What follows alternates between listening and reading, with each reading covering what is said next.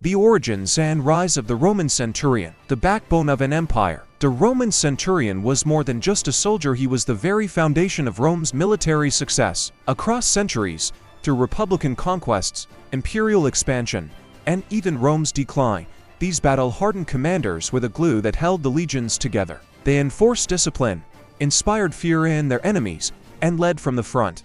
But where did they come from? How did they rise to become the indispensable officers of the Roman war machine? And why did Rome entrust its fate to them rather than its aristocratic generals? In this section, we will trace the origins and rise of the centurion, from the earliest battles of the Republic to their defining role in the legions of the late Empire. We will examine their training, responsibilities, and battlefield tactics, exploring how they transformed from simple officers to symbols of Roman military supremacy. Rome's early warfare and the birth of the centurion. The Roman military before the legions. Before Rome became a global superpower, it was a small city-state struggling for survival in central Italy. Warfare in this period, around the 7th to 5th centuries BCE, was disorganized and tribal, with Roman forces modeled after Etruscan and Greek hoplite warfare. Soldiers fought in phalanxes, much like the Greeks, relying on tight formations and heavy shields. There was no clear professional officer class. Command was often political, given to aristocratic leaders. Early Roman armies were militia-based, with farmers and citizens called to arms when necessary. As Rome expanded and its enemies became more sophisticated, this rigid style of warfare proved insufficient. Battles were no longer simple engagements between heavily armored foot soldiers. Rome needed adaptability, organization, and leadership at every level. The birth of the centurion 5th-4th century BCE. By the 4th century BCE, Rome had abandoned the Greek-style phalanx in favor of the manipular system, which allowed for greater flexibility. This change demanded a new kind of officer, one who could enforce discipline, manage troops effectively, and make battlefield decisions without waiting for commands from the top. Thus, the centurion was born. The earliest centurions led groups of 100 men a century within a larger cohort. Their role was to maintain order, execute tactics, and ensure their men fought bravely. Unlike aristocratic commanders, centurions were promoted based on merit, often from the ranks of common soldiers. This meritocratic nature was one of the key reasons why centurions became the backbone of the Roman military. The best fighters and strategists could rise through the ranks, ensuring that those leading Rome's troops were hardened warriors, not just privileged nobles. The role of the centurion in the Republican legions, training and selection. Not just anyone could become a centurion. Becoming a centurion was no easy feat. Unlike the modern idea of an officer who studies at an academy, Roman centurions earned their ranks through blood, sweat, and battlefield experience. Soldiers aspiring to become centurions had to prove themselves in combat, often surviving multiple campaigns. They needed exceptional discipline and leadership, as centurions were responsible for keeping their men in line. Even under the most chaotic conditions, physical strength, courage, and intelligence were essential. Cowards and fools ever made it to the rank of centurion. Responsibilities of a centurion. Once promoted, a centurion's duties were vast and demanding. They were responsible for discipline and training. Centurions were notorious for enforcing discipline with harsh punishments. They carried vitas staffs, which they used to beat undisciplined soldiers into shape. Tactical leadership. Unlike modern officers, who might command from the back, centurions led from the front, often being the first into battle. Unit morale. A centurion had to keep his men motivated and loyal, even in the face of overwhelming odds. The centurion was not just a military officer, he was a father figure, a disciplinarian, and a battlefield tactician all in one. The centurion in the Punic Wars and beyond. The test of fire. Rome versus Carthage. During the Punic Wars to 64 to 146 BC against Carthage, Rome's centurions proved their worth on the battlefield. These wars, particularly the battles against Hannibal, were some of the most brutal and devastating in Roman history. At Cannae to 16 BCE, Hannibal annihilated nearly 50,000 Roman soldiers, but centurions who survived kept their legions together and led Rome's eventual counteroffensive. During Scipio Africanus campaigns in Spain and Africa, centurions played a critical role in Rome's victories over the Carthaginians. These wars solidified the centurion's reputation as the ultimate battlefield leader. Marius reforms. The professionalization of the centurion. By the late 2nd century BCE, the Roman military underwent its most significant transformation under Gaius Marius. His reforms abolished the old citizen-soldier model, replacing it with a fully professional army, standardized the training and ranks of centurions, making them even more powerful within the legions, allowed any Roman citizen to join the army, increasing social mobility for soldiers who aspired to become centurions. This marked the beginning of the Roman army as we know it today, with centurions as career officers rather than just experienced soldiers. The centurion's place in Rome's rise. By the end of the Republican era, centurions had become indispensable figures in the Roman military. They were the enforcers of discipline, ensuring Rome's legions remained the best-trained force in the world. The embodiment of battlefield leadership, proving that Rome's military success was built on the strength of its officers, symbols of Roman authority, feared by enemies and respected by their men. Their influence would only grow in the imperial era, as Rome transitioned from a republic to an empire ruled by Augustus and his successors. But with this change came new challenges. Would centurions remain loyal to the state, or would their power become a threat to emperors themselves? The centurion in the Age of Empire. With the rise of the Roman Empire, the role of the centurion evolved. No longer just battlefield leaders, they became political figures, enforcers of imperial authority, and even kingmakers. But their growing power also made them dangerous. Many emperors feared them as much as they relied on them. This section will explore the imperial period, focusing on how centurions adapted to Augustus' military reforms, their role in Rome's vast frontier wars, the political influence they gained under emperors like Nero and Domitian, how they became both the protectors and potential enemies of the imperial system, Augustus and the professionalization of the centurion, the death of the Republic, the birth of the empire. By 31 BCE, Rome had emerged from a century of civil wars. The Republic was dead, and Augustus, formerly Octavian, became the first emperor. One of his first priorities was to reform the military, ensuring the legions were loyal to him alone. Augustus permanently professionalized the army, making military service a career rather than a temporary duty. This had profound consequences for centurions. Legions became full-time standing armies, meaning centurions now led professional soldiers rather than part-time militia. The centurion's pay and prestige increased, making the position even more sought after. Promotion was increasingly based on imperial favor, as emperors wanted to ensure their officers were loyal to the throne rather than the Senate or ambitious generals. This era saw the emergence of the primus tillus, the highest-ranking centurion of a legion. These men rubbed shoulders with senators, governors, and even emperors, influencing decisions far beyond the battlefield. Training and responsibilities in the imperial army. Imperial centurions retained the brutal discipline of their predecessors, but adapted to new challenges. Rome's legions were now stationed permanently in provinces, meaning centurions acted as local governors and law enforcers. They oversaw fort construction, tax collection, and even diplomacy with local tribes. In battle, they maintained their lead from the front tradition, often charging ahead of their men to inspire them. Their increasing administrative duties made them more powerful than ever, but also more vulnerable. If a centurion was too ambitious or independent, an emperor could easily remove him. Frontier wars. The centurion in combat. Rome's borders and the need for strong officers. As the empire expanded, Rome's legions were stretched thin across the Rhine, Danube, and eastern frontiers. Centurions were no longer just leading conquests, they were also defending the empire against barbarian invasions and rebellions. Key battles of this period tested the adaptability of the centurions. Teutoburg Forest 09 CE, a disaster where Rome lost 3 entire legions. Surviving centurions had to rebuild the frontier defenses and prevent a total collapse. The Jewish Revolt 6673 CE. Centurions led brutal campaigns to crush rebellion, including the Siege of Masada. Trajan's Dacian Wars 101 to 106 CE. Centurions played a key role in conquering Dacia, securing Rome's eastern frontier. Through these conflicts, the centurion's role shifted from expansionist conqueror to border guardian and military administrator. Centurions and the politics of empire. The emperor's enforcers, or his worst enemies. As centurions gained more influence, they became deeply involved in imperial politics. Some remained loyal servants of the emperor, but others used their power for personal ambition. During the year of the 4 emperors 69 CE, centurions were instrumental in deciding who ruled Rome. Their legions backed different claimants, proving that these officers could make or break emperors. Under Nero, centurions carried out political assassinations, eliminating rivals on the emperor's orders.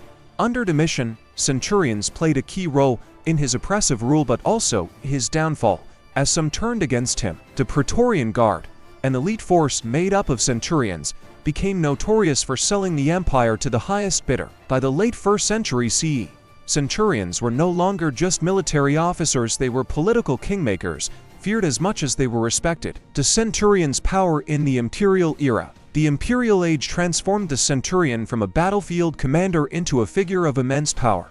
They were the enforcers of imperial rule, ensuring the army remained loyal to the emperor, the guardians of Rome's frontiers, leading campaigns and managing provinces, the wild card in Roman politics, capable of making or breaking emperors. But as we'll see in Part 3, their growing influence would also lead to their downfall. By the 3rd century CE, centurions would become entangled in corruption, rebellion, and civil wars, pushing the empire closer to collapse. The centurion in crisis, corruption, civil war, and the decline of Rome. As Rome entered the 3rd century CE, the empire faced a catastrophic transformation. Once an unstoppable force, the Roman legions led by their centurions began to crumble under the weight of political instability, economic collapse, and relentless invasions. The crisis of the 3rd century to 35 to 280 for CE was the turning point. Rome saw dozens of emperors rise and fall, many of them assassinated by their own soldiers. The legions, once symbols of iron discipline, now resembled mercenary armies willing to sell their loyalty to the highest bidder. And at the center of this collapse, the Roman centurion. Some tried to preserve the old military order, but most were drawn into corruption, civil war, and power struggles. Others became brutal enforcers of weak emperors, using their power to extort wealth from civilians and turn against their own comrades. The very institution that had once built Rome's military dominance was now hastening its decline. This section will explore how the centurion went from Rome's military backbone to a symbol of its decay, tracing their role in the empire's darkest days. The crisis of the 3rd century, a world in chaos, the breakdown of imperial stability. The assassination of Emperor Alexander Severus in 35 CE plunged the empire into chaos. For the next 50 years, Rome was ruled by a revolving door of emperors, many of whom were chosen and later murdered by their own soldiers. The key problems: loyalty shifted from Rome to individual generals, meaning legions were often more interested in fighting each other than foreign enemies. Frontier defenses collapsed, allowing barbarian tribes to invade deeper into the empire. Rampant inflation and economic instability forced the military to extort wealth from the provinces, turning soldiers into oppressors rather than protectors. The centurion, once a symbol of discipline and order, was at the heart of this breakdown. The rise of corrupt centurions. With emperors rising and falling at an alarming rate, centurions adapted in the worst way possible. Many used their position to extort wealth from civilians, demanding bribes for protection. Some sold promotions within the army, weakening Rome's military by allowing incompetent officers to rise through the ranks. Centurions became enforcers for powerful generals, assassinating political rivals and switching sides whenever it was convenient. This moral collapse of the centurion class meant that Rome's military leadership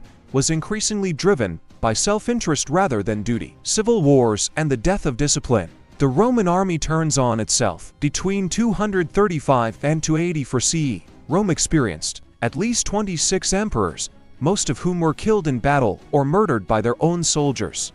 Endless civil wars, as rival generals fought for the throne instead of defending Rome's borders.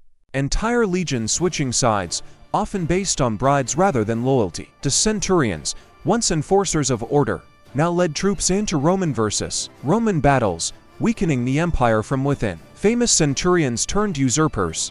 Some centurions saw an opportunity in the chaos. If weak emperors could be overthrown so easily, why shouldn't they seize power themselves? A few examples. In Genuus to 60 CE, a Roman governor and former centurion who declared himself emperor, only to be crushed by Gallienus. Postumus to 60 to 69 CE, a military leader who rebelled and established the Gallic Empire, ruling parts of Gaul, Spain, and Britain. Carausius 286 to 293 CE, a centurion turned admiral who declared himself emperor of Britain, ruling independently for nearly a decade. These men showed that centurions were no longer loyal servants of Rome. They had become political players, willing to tear the empire apart for their own gain. The final decline of the centurion. Reforms come too late. By the time Emperor Diocletian 284 to 305 CE restored some stability, the damage had been done. His reforms attempted to restructure the military, but centurions had already lost their former prestige. Major changes. The legions were broken into smaller, mobile units, comitatenses and limitanae, reducing the role of the traditional centurion. The army became increasingly reliant on foreign mercenaries, making Roman-trained centurions less essential. Barbarian officers began to rise through the ranks, replacing many Roman-born centurions. The barbarization of the Roman army. By the 4th and 5th centuries CE, Rome's legions were barely recognizable. Germanic, Gothic, and Hunnic mercenaries filled the ranks, and Roman officers found themselves commanding troops who had no real loyalty to Rome. At Adrianople 378 CE, undisciplined Roman legions were crushed by the Goths, a sign that Rome's once legendary army was fading. By 410 CE, Rome itself was sacked by Alaric and his Visigoths, something that would have been unthinkable just a century earlier. In 476 CE, the Western Roman Empire officially fell when Odoacer, a Germanic chieftain, deposed the last emperor. By this time, the centurion as a distinct rank had all but disappeared. Once the backbone of Roman might, they had become victims of their own corruption, ambition, and the changing nature of warfare. The rise and fall of the centurion. The story of the Roman centurion is the story of Rome itself, born in the fires of the Republic, forged through merit and discipline, reaching their peak in the early empire, commanding vast armies and influencing imperial policy, falling into corruption and decay as Rome's internal struggles consumed its military leadership. The centurion's decline was not just a military failure, it was a symbol of the empire's own self-destruction. When Rome could no longer trust its own officers to uphold discipline and duty, its fate was sealed. The legacy of the Roman centurion. Influence on warfare through the ages. The fall of the Western Roman Empire in 476 CE marked the end of the traditional centurion, but their legacy endured. For over 1,000 years, centurions had been the backbone of Roman military power, embodying discipline, leadership, and tactical prowess. Though Rome itself crumbled, the centurion's influence shaped the development of medieval, Renaissance, and even modern military structures. In this final section, we will explore how centurions inspired the medieval knightly class and early professional soldiers, their impact on Renaissance warfare, and the return of disciplined military units. How modern armies still reflect the centurion's leadership model. The Roman centurion may have vanished from history, but their spirit lived on, evolving through the ages into new forms of military leadership. The centurion's influence on medieval warfare. From centurions to knights. The shift in military structure. With Rome's collapse, Western Europe fragmented into feudal kingdoms. The highly organized, professional Roman army gave way to decentralized, local warbands led by feudal lords. However, many aspects of the centurion's leadership and battlefield role survived in a knightly class. Knights, like centurions, were frontline leaders, expected to personally lead their men in battle. Discipline and training, though less systematic than in Rome, were still crucial. Elite knights spent years honing their combat skills. Many medieval military traditions, such as the chain of command and rank-based promotions, were influenced by the Roman model. However, there were key differences. Unlike centurions, knights were landowning aristocrats, not professional soldiers promoted from the ranks. Feudal armies lacked the standardized discipline of Roman legions, often relying on personal loyalty rather than strict military hierarchy. Despite these differences, medieval commanders often looked to Roman history for inspiration, studying centurion-led legions as examples of superior battlefield organization. Byzantium. The Eastern Roman military tradition lives on. While the Western Roman Empire fell, the Eastern Roman Byzantine Empire survived for another 1,000 years. The Byzantine army preserved and adapted many Roman traditions, including a structured officer class that resembled centurions in authority and battlefield leadership. The use of small, professional military units taught mata instead of the massive legions of the past. Training and discipline that reflected Roman ideals, particularly under emperors like Basil II and the Bulgar Slayer. In many ways, Byzantium acted as a bridge between ancient Rome and the feudal armies of medieval Europe, ensuring that centurion-style leadership remained relevant. The centurion's influence on Renaissance and early modern warfare. The revival of discipline. Renaissance military reform. By the 15th and 16th centuries, European warfare underwent a dramatic transformation. The chaotic, feudal armies of the Middle Ages were gradually replaced by professional standing armies. Who did military theorists turn to for guidance? The Roman legions. Renaissance generals like Niccolò Machiavelli studied Roman military structure, advocating for the return of organized, disciplined infantry. The Spanish tercio formations, heavily armed pikemen supported by gunmen, were directly inspired by the tight, disciplined ranks of Roman legions. Rank-based command structures resembling the centurion system were reintroduced, ensuring clear leadership in battle. In short, the Renaissance rediscovered the wisdom of the centurions, leading to a revival of professional armies trained in strict discipline. The rise of drill masters, centurion-like figures in early modern armies. As muskets and cannons replaced swords and shields, centurion-style leadership adapted to new technology. By the 17th and 18th centuries, European armies relied heavily on drill masters, officers who, like centurions, maintained order, discipline, and battlefield cohesion. Prussia's legendary army, built by Frederick the Great, emphasized strict discipline reminiscent of Roman legions. The French military under Napoleon depended on well-trained officers who led from the front, much like centurions. British redcoats, famous for their tight battlefield formations, relied on sergeants and officers who acted as centurion-like figures. The Roman military model, especially the centurion's emphasis on discipline and training, had become the foundation of early modern warfare. The centurion's influence on modern warfare. The centurion's legacy in the modern military rank system. Today's military structures, from Western armies to Eastern traditions, still reflect the Roman centurion's chain of command. Modern non-commissioned officers and COs, such as sergeants and warrant officers, serve almost the exact same function as centurions did, enforcing discipline, leading small units, and ensuring battlefield efficiency. Officer training academies, whether in the US, Europe, or Asia, still study Roman military principles as part of leadership development. Even contemporary tactics and unit cohesion strategies stem from Roman military doctrines emphasizing coordination and structure. The psychological legacy.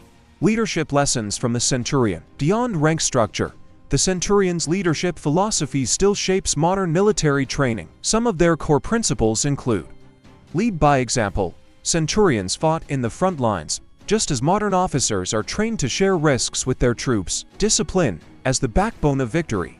Strict training and cohesion win battles, a lesson seen in everything from Marine Corps boot camps to elite special forces training. Adaptability in warfare. Centurions had to think on their feet, just as modern officers must adjust to rapidly changing battlefield conditions. Even though modern soldiers use drones and satellites instead of swords and shields, the fundamentals of effective military leadership remain strikingly similar to those of the centurions. The immortal centurion. From the battlefields of ancient Rome to modern military academies, the centurion's influence has endured for over 2,000 years. Medieval knights inherited their battlefield leadership and emphasis on personal valor. Renaissance armies revived Roman discipline and rank-based command structures. Modern military forces still reflect the centurion's leadership, organization, and tactical thinking. The centurion was more than just a soldier, he was a leader, a disciplinarian, and a battlefield innovator. While Rome itself may have fallen, the centurion's spirit still marches on in the ranks of modern armed forces. Though the title may have vanished, in every well-trained officer, every disciplined unit, and every battlefield leader who commands with strength and strategy, the centurion still lives.